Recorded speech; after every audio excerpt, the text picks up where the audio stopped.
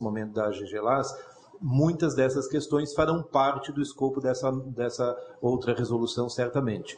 Não há uma oposição nesse aspecto. No caso da discussão da norma de padronização dos ensaios para os laboratórios analíticos, com toda certeza nós teremos capítulos específicos, por exemplo, para análise de amostras biológicas ou análises mais complexas que possam impactar no registro. Então, as ações são somatórias. Ok? Eu só acrescento, antes de abrir a discussão, que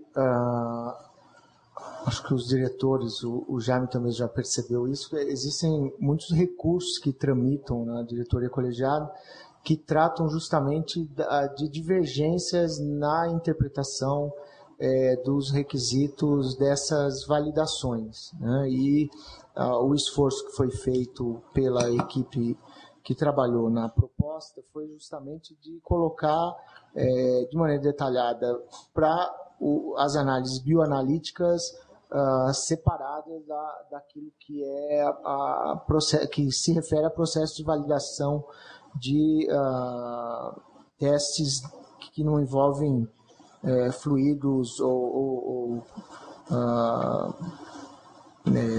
produtos biológicos aí, nos quais se busca identificar, quantificar substâncias, né? E eu entendo que a norma pode contribuir bastante nesse esclarecimento para os laboratórios e para as empresas apresentarem a documentação relativa à validação desses métodos para a Anvisa. Então, eu abro a discussão para quem quiser fazer uso da palavra. Maria Cecília.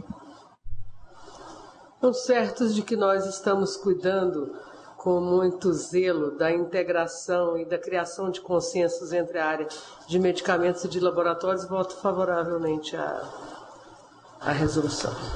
Jaime? De acordo também a consulta pública. Bom, então fica aprovada por unanimidade a consulta pública por 60 dias da RDC, que vem substituir a RE 899 eu tinha aqui a cola, de 2003,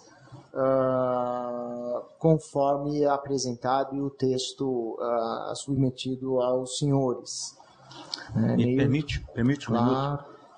Queria pedir licença de call, apesar de o Dr. Genô ter pedido para eu permanecer o tempo todo, havia uma agenda da delegação da Suécia com a nossa área, exatamente para discutir consumo seguro e saúde. Então, queria pedir licença a vocês e reforçar o convite para amanhã a assinatura da portaria conjunta, né, no DPDC. Nosso presidente vai estar lá junto com o Inmetro e o DPDC, assinando a portaria que cria o grupo de trabalho Consumo Seguro Saúde Brasil, né? Hilton, nós não vamos contar para o doutor Agenor que você não ficou até o final da reunião, e considerando que é um assunto de imenso interesse, tanto da Anvisa quanto da delegação que está aí presente, isso fica entre nós que estamos nessa sala e o pessoal que está vendo pela internet a reunião, tá bom? Estou ali com o Suex, terminando a tempo, ainda voltarei. Obrigado, Neilton. Bom, passamos então ao item 2.1.2. Eu pedi que os meus colegas da diretoria e da GTPS pudessem estar aqui, apenas para se surgisse alguma dúvida por parte da diretoria colegiada. Eu vou rapidamente contar uma história que é o que se refere a essa norma. Não precisa não, se tiver dúvida a gente chama. Bom, já no ano de 2010, nós incluímos na agenda regulatória da diretoria o tema relacionado à questão da comercialização, importação e recebimento em doação de produtos médicos, materiais, equipamentos usados ou recondicionados. Então, há uma preocupação muito grande de todo o segmento e da cadeia produtiva de equipamentos, principalmente, e também dos serviços que utilizam esse tipo de produto em relação a esse tema. Eu me reuni várias vezes com as entidades do setor produtivo, com representantes de clínicas, hospitais, com o próprio Ministério da Saúde, verificando que, de fato, há uma lacuna tremenda no regulatório sanitário brasileiro em relação a esse tema e em relação também à questão da manutenção de equipamentos. Me contaram uma vez que eu achei muito interessante, qual é a imagem do sistema brasileiro de manutenção de equipamentos médicos. Aí me disseram que a imagem é uma Belina 79 branca e um sujeito com uma caixinha de ferramentas azul nas mãos e que passa em diferentes estabelecimentos de saúde. Alguns de nós aqui já trabalhamos em estabelecimentos de maior complexidade na atenção à saúde e sabemos que essa não é uma imagem que ela é só uma caricatura, não. Em muitos momentos, essa é uma imagem de realidade. Claro que isso não reflete um ato indevido das pessoas que se esforçam no sentido de fazer manutenção de equipamentos, mas demonstra uma fragilidade na responsabilização sanitária por parte de quem detém o registro, por parte de quem faz a comercialização e disponibiliza esse tipo de produto para os estabelecimentos de saúde. O que a gente observa é que, de um lado, nós não temos critérios e parâmetros claros para o estabelecimento, por exemplo, da garantia, do prazo de garantia de equipamentos. Eu tive a oportunidade de perguntar para alguns engenheiros quais são os critérios utilizados para isso. Quando se estabelece um prazo de validade de um prazo de garantia de um determinado equipamento.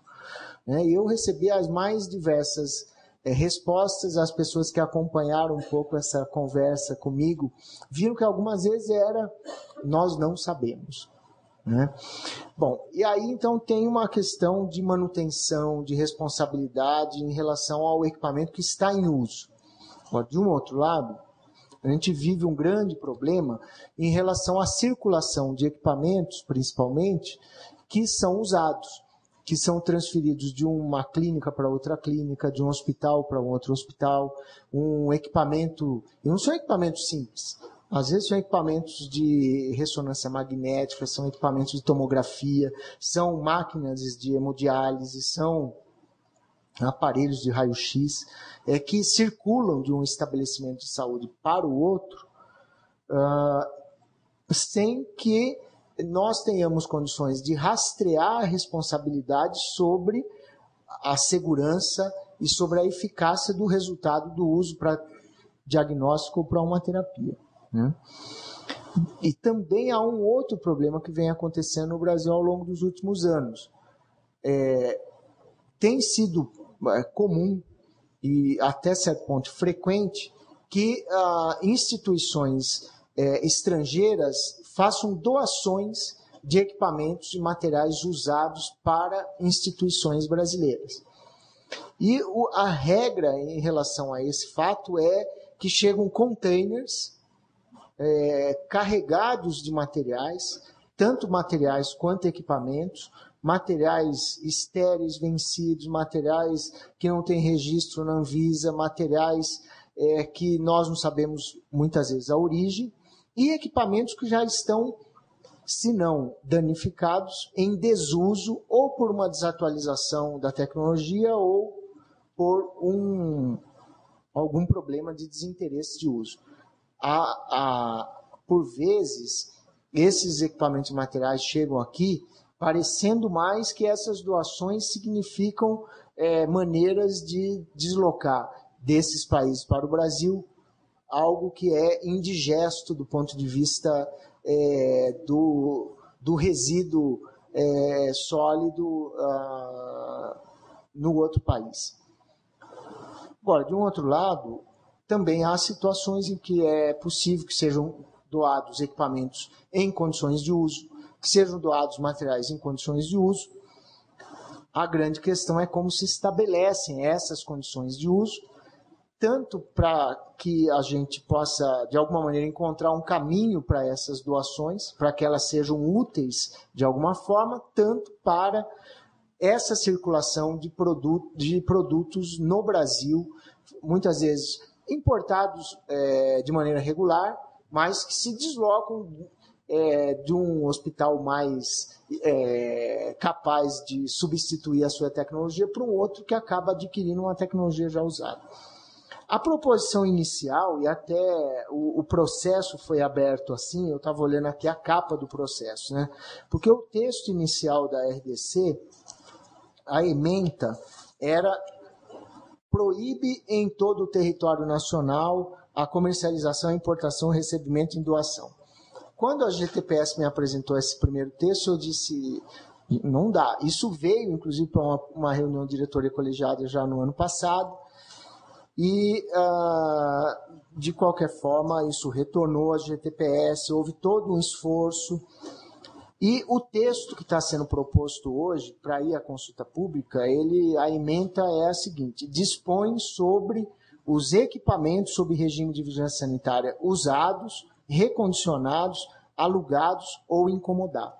Então não é mais uma regra que proíbe, é uma regra que regula e estabelece as condições para que esses produtos possam ser comercializados, possam ser usados, ou mesmo doados ou recebidos no Brasil, né? O que se tentou aqui foi uma norma, então, que trouxesse equilíbrio, reconhecendo que, por vezes, nós podemos ter equipamentos que são recondicionados e cujo recondicionamento permite, por parte da autoridade sanitária, o reconhecimento da rastreabilidade dos componentes que foram substituídos e que permitem, dessa forma, garantir que esses equipamentos possam produzir os mesmos resultados que aquele que foi registrado aqui na Anvisa ofertaria para a sociedade. Então, a proposição aqui é de consulta pública também por 60 dias, de um texto que, no seu artigo 1º, aprova o regulamento técnico que estabelece as normas acerca dos equipamentos sob regime de vigilância sanitária usados, recondicionados, alugados e incomodados, e que tem o objetivo de dispor sobre assuntos relacionados aos equipamentos, a esse tipo de equipamento, né? E depois ele discorre aí sobre quais são os equipamentos que são abrangidos pela norma, proíbe de fato em todo o território nacional a importação, a comercialização, a troca, a doação, o recebimento em doação e a cessão de equipamentos sob regime, ressalvada uma hipótese que o parágrafo 1º coloca, né, que se refere aos equipamentos usados, localizados no território nacional e que se submeterem ao recondicionamento conforme o critério estabelecido nesse regulamento. Então, houve um esforço da equipe no sentido de produzir um texto para ir para a consulta pública